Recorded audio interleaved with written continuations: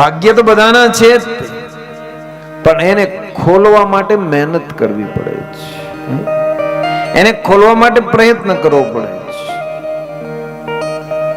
આપણે કહીએ કે માતાજી છે, માતાજી બધું કરી દે છે, પણ માતાજી સામે ઊભા છે, પણ 2 ડગલા હાલીને માતાજી પાસે જવું તો પડશે. સામે જ ઊભા છે, પણ 2 ડગલા હાલીને માતાજી સુધી જવું તો પડશે. એમ ભાગ્યને ખોલવા માટે મહેનત તો કરવી જ પડશે.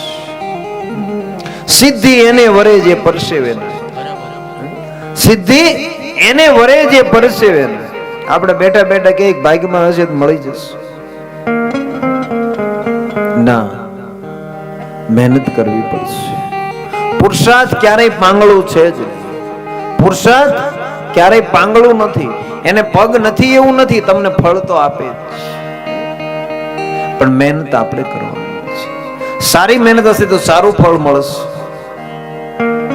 એમ હંમેશા જીવનની અંદર એક વસ્તુ નક્કી રાખવી કે મહેનત કરતું જાઓ.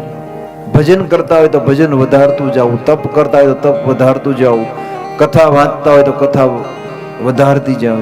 પણ નિયમ છે, એ નિયમને મૂકવું નહીં. ક્યાંક ને ક્યાંક રસ્તો મળશે.